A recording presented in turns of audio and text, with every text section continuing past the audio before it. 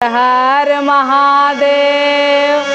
एक बार प्रेम से बोले शंकर भगवान की,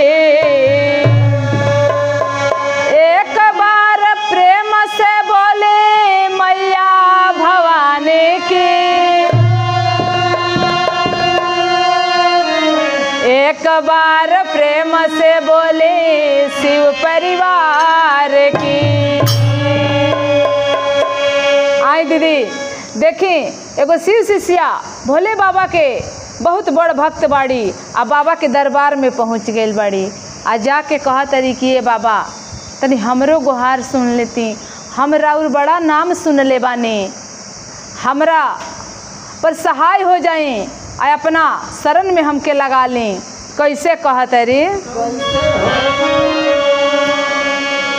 यारे जोरी हाथ नाई माथ करिले गोहार शिवा गुरु हो,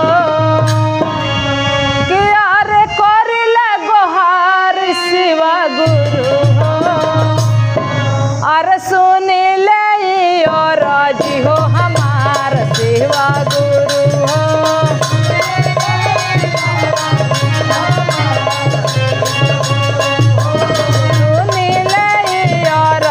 हो हमार शिवा गुरु हो।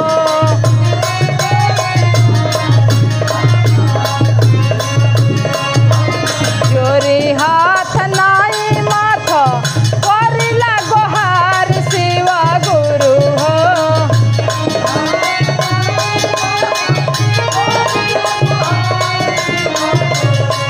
अरे करिले गोहार शिवा गुरु हो, जी हो हमार शिवा गुरु हो।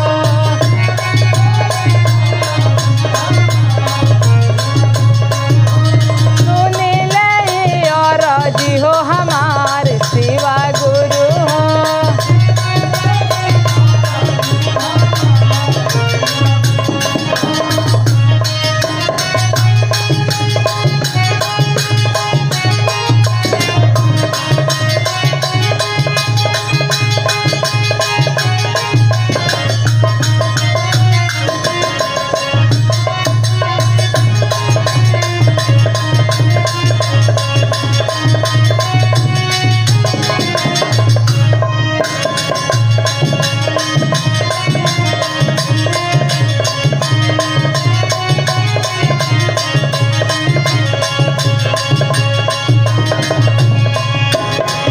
अरे सुन ले बानी बाबा रउए होए महादानी,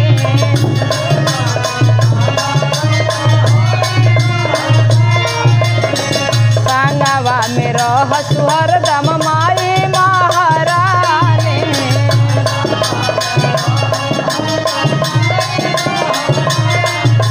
सुन ले बानी बाबा रउरे होए महादानी,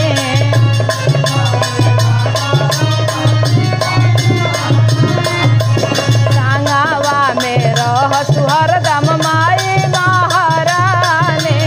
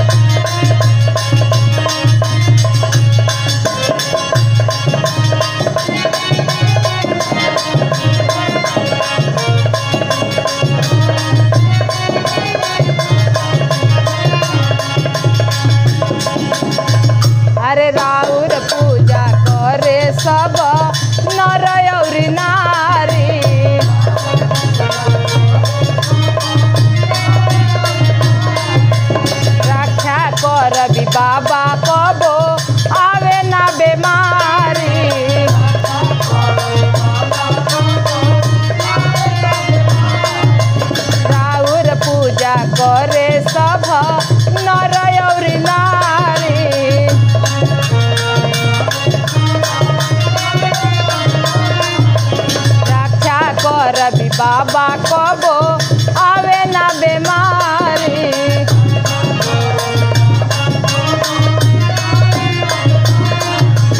रहुए कृपा से मिले खुशियाँ पार सेवा गुरु हो।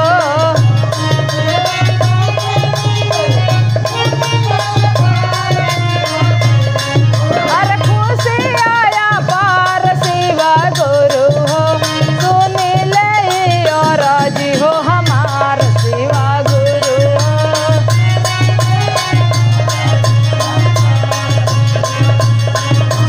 सुन ले और जी हो हमार सेवा गुरु हो।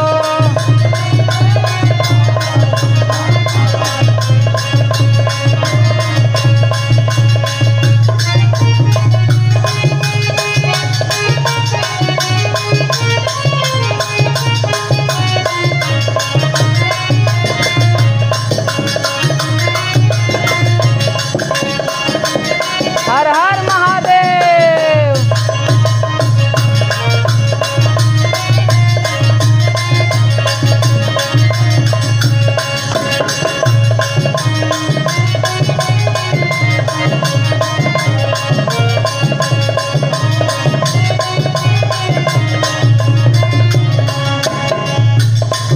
अरे लिखेली सुनीता सरस्वती के मनाई।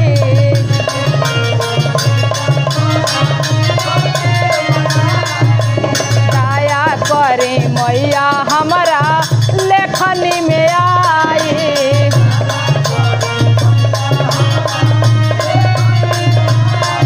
अरे लिखेली सुनीता सरस्वती के मनाई।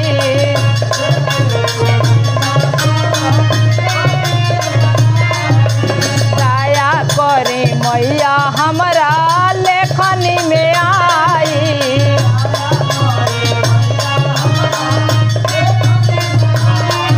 अरे कुछ ना ज्ञान बाटे बानी हम गवार शिवा गुरु हो।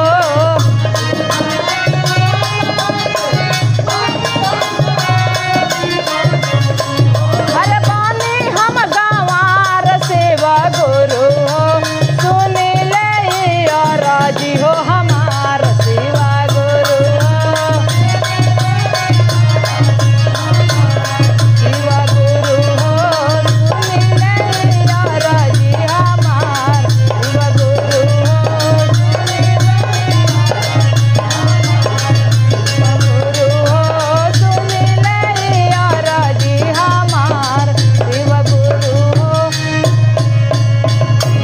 अरे सुन ले और जी हमार शिवा गुरु हो। एक बार प्रेम से बोल दी शिव गुरु महाराज की।